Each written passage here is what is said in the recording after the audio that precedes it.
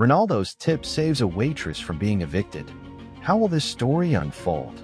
To find out, watch the video to the end. But first, please subscribe to my channel and turn on notifications to get more stories like this. In the heart of a bustling city, nestled between towering skyscrapers and bustling streets, sat a small, struggling cafe.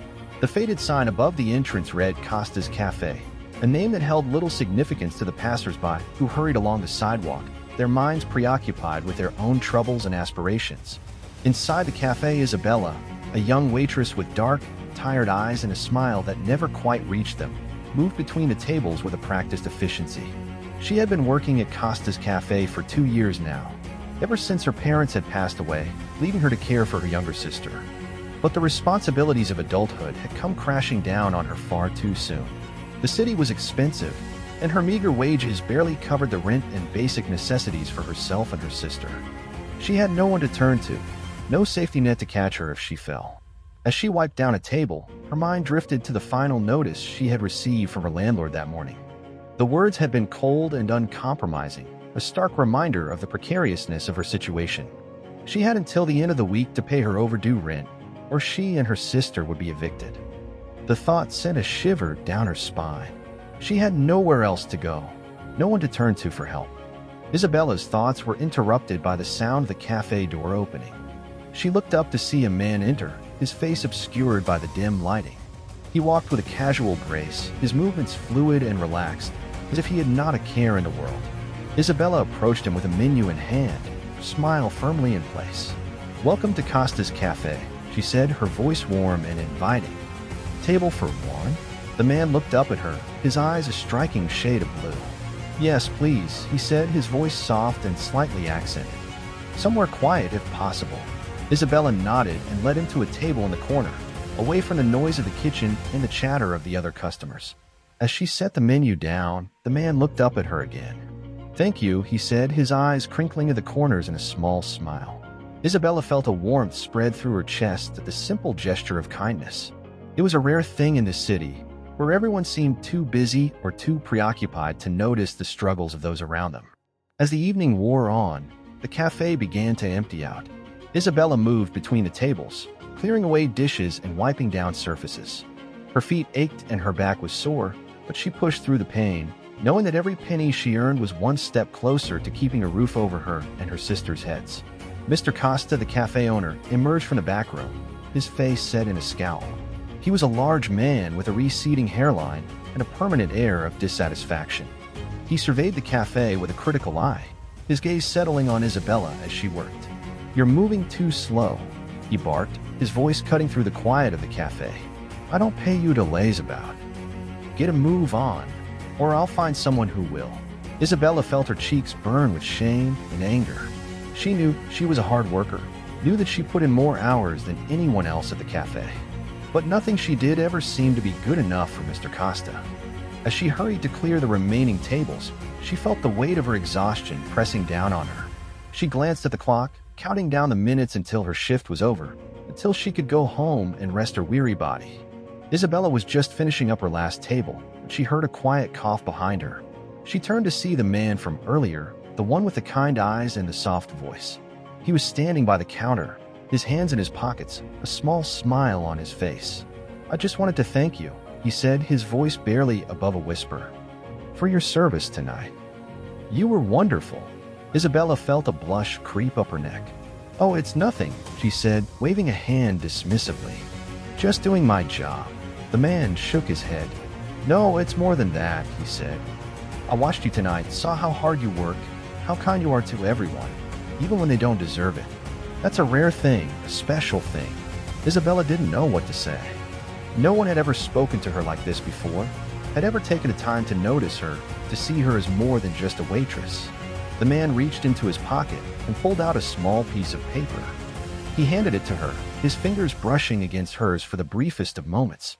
"I want you to have this," he said, his eyes intense and sincere. "I know it's not much, but I hope it helps."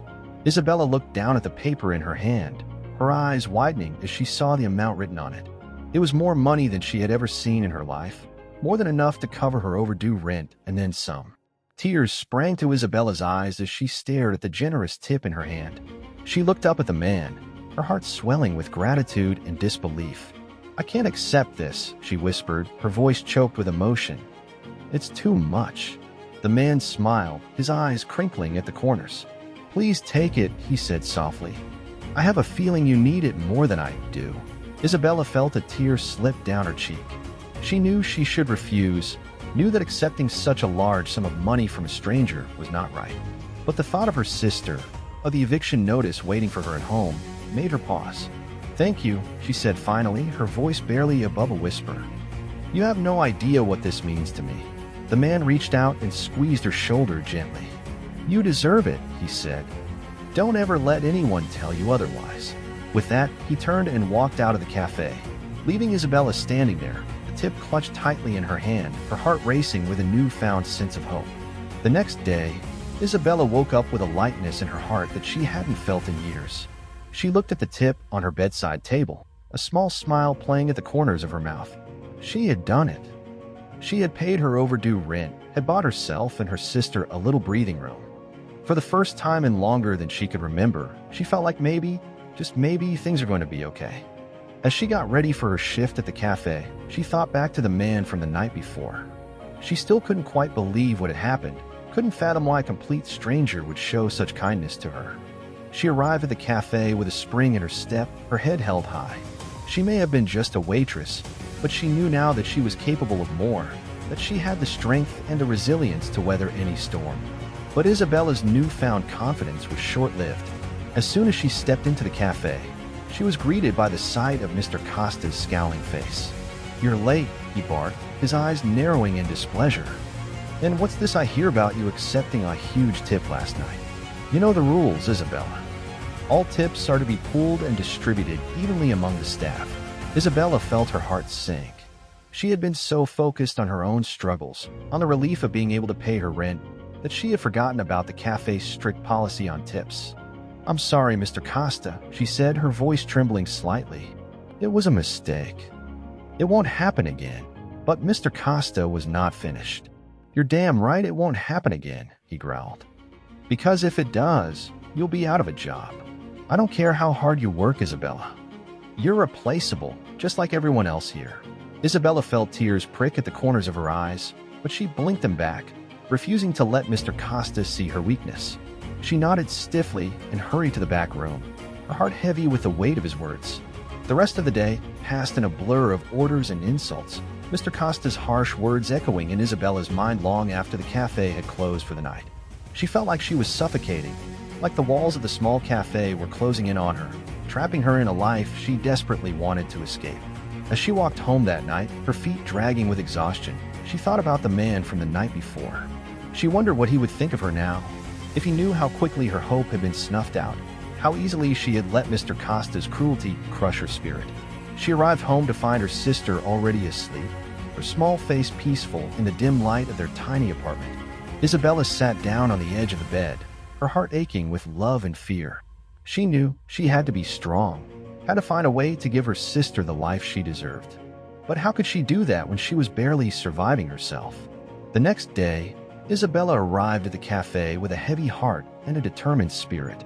She may have been beaten down, but she was not broken. She would find a way to make things work, to give her sister the future she deserved. As she tied her apron around her waist and began setting up for the day, she heard the bell above the cafe door chime. She looked up, expecting to see one of the regulars, but instead found herself face to face with a man from 2 nights before. He looked different in the daylight, his features more defined, his eyes even more striking than she remembered. He smiled when he saw her, a warm, genuine smile that made her heart skip a beat. "I hope you don't mind me coming back," he said, his voice soft and slightly hesitant. "I just wanted to make sure you were okay, that the tip didn't cause you any trouble." Isabella felt a lump form in her throat. She wanted to tell him the truth, to pour out all her troubles and fears, but something held her back. She didn't want to burden him with her problems, didn't want to taint his kindness with her own darkness. "Everything's fine," she said, forcing a smile onto her face. "Thank you again for your generosity.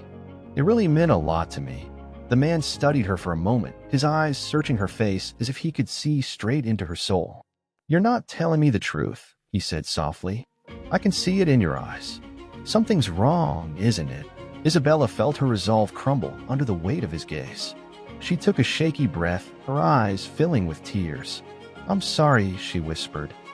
"I didn't want to burden you with my problems. It's just, the tip you gave me, it was against the cafe's policy. My boss found out, and he threatened to fire me if it ever happens again." The man's eyes widened in shock. "What? That's ridiculous. You earned that tip fair and square. He has no right to take it away from you." Isabella shook her head. "It's not just about the tip," she said. "It's everything. The long hours, the low pay, the constant fear of losing my job. I don't know how much longer I can keep going like this." The man was silent for a moment, his brow furrowed in thought. "What if I could help you?" he said finally.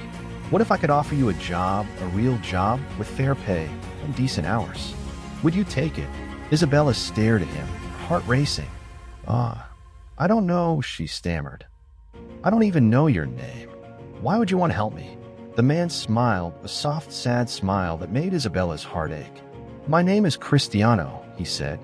"Cristiano Ronaldo. And I want to help you because I know what it's like to struggle, to feel like the world is against you. I may be famous now, but I started out just like you, working long hours for little pay, dreaming of a better life." Isabella felt her breath catch in her throat.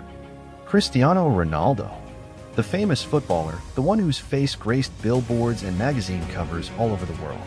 And he was here in her tiny cafe, offering her a chance at a new life.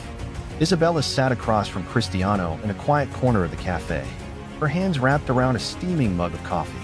She still couldn't quite believe that this was happening, that one of the most famous men in the world was sitting across from her, offering her a job. "I run a foundation," Cristiano explained, his voice soft and earnest. "We work with underprivileged children, providing them with education, healthcare, and opportunities they might not otherwise have. We're always looking for passionate, dedicated people to join our team, and I think you would be a perfect fit." Isabella felt tears prick at the corners of her eyes. "I don't know what to say," she whispered. It's more than I ever could have dreamed of." Cristiano reached across the table and took her hand in his touch warm and reassuring. "You deserve this, Isabella," he said. "You deserve a chance to build a better life for yourself and your sister. And I want to help you do that." Isabella nodded, her heart swelling with gratitude and hope. "Thank you," she said, her voice choked with emotion. "Thank you for believing in me." The next few weeks passed in a blur of activity and excitement. Isabella quit her job at the cafe, much to Mr. Costa's dismay, and started working for Cristiano's foundation. She was amazed at the difference it made to be surrounded by people who valued her, who saw her potential and encouraged her to grow. She learned new skills, took on new challenges, and felt herself blossoming under the guidance and support of her new colleagues. And through it all, Cristiano was there, a constant presence in her life, offering advice and encouragement whenever she needed it. Isabella's sister, too, was thriving. With Isabella's new income, they were able to move into a nicer apartment, one with enough space for them both to have their own rooms. Isabella enrolled her sister in a good school, bought her new clothes and books, and watched with pride as she flourished. For the first time in years, Isabella felt like she could breathe, like the weight of the world had been lifted from her shoulders. She had a purpose now, a reason to wake up every morning with a smile on her face. One evening, as Isabella was leaving the foundation's office, she found Cristiano waiting for her by the door. He had a small, nervous smile on his face, his hands fidgeting with the hem of his shirt. "I was wondering," he said, his voice soft and hesitant. "Would you like to have dinner with me tonight? There's something I've been wanting to talk to you about." Isabella felt her heart skip a beat. She had grown close to Cristiano over the past few weeks and had come to see him as a friend and a mentor. But there was something in his eyes, the depth of emotion that made her wonder if there could be something more between them. She nodded, a small smile playing at the corners of her mouth. "I'd love to," she said. They went to a quiet restaurant, one with soft lighting and intimate tables. As they sat across from each other, sipping wine and talking quietly, Isabella felt a warmth spreading through her chest. "I want to thank you," Cristiano said, his eyes locked on hers, "for everything you've done for the foundation, for the children we serve. You have a gift, Isabella, a way of connecting with people, of making them feel seen and valued. It's a rare and beautiful thing." Isabella felt tears prick at the corners of her eyes. "I should be the one thanking you," she said. "You changed my life, Cristiano. You gave me a chance when no one else would, You believed in me when I didn't even believe in myself. I can never repay you for that." Cristiano reached across the table and took her hand in his touch sending shivers down her spine. "You don't owe me anything, Isabella," he said. "You earned this with your own hard work and dedication. I'm just grateful to have you in my life, to be able to call you a friend." Isabella felt her heart swell with emotion. She knew in that moment that whatever the future held, she would always have Cristiano by her side, supporting her, believing in her, and cheering her on. Years passed, and Isabella's life continued to blossom. She rose through the ranks at the foundation, taking on more responsibility and making a real difference in the lives of the children they served. Her sister graduated from high school and went on to college, the first in their family to do so. And through it all, Cristiano remained a constant presence in Isabella's life. Their friendship deepened and grew until one day, as they sat together in the park, watching the sun set over the city skyline, Cristiano turned to her with a tender smile on his face. "Isabella," he said, his voice soft and full of emotion, "I've been wanting to tell you something for a long time now. Something that I've felt in my heart since the moment I first met you." Isabella felt her breath catch in her throat, her heart racing with anticipation. "I love you," Cristiano said, his eyes shining with sincerity and warmth. "I love your kindness, your strength, your unwavering dedication to making the world a better place. And I want to spend the rest of my life by your side, if you'll have me." Isabella felt tears of joy streaming down her face as she threw her arms around Cristiano, hugging him tightly. "I love you too," she whispered, her voice choked with emotion. "I always have, and I always will."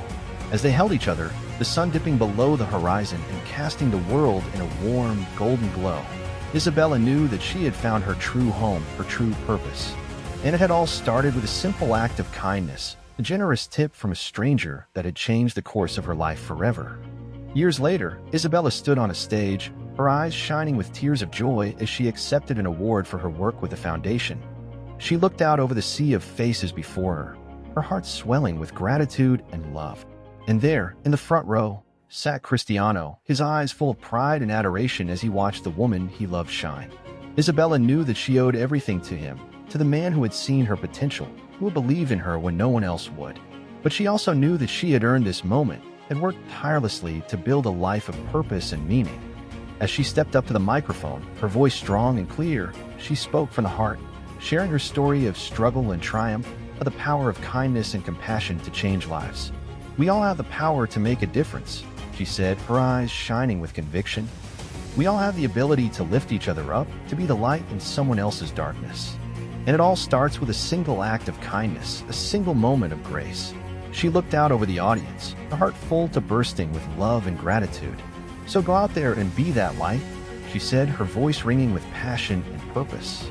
"Be the one who sees the potential in others, who believes in them even when they don't believe in themselves. Because that is how we change the world, one small act of kindness at a time."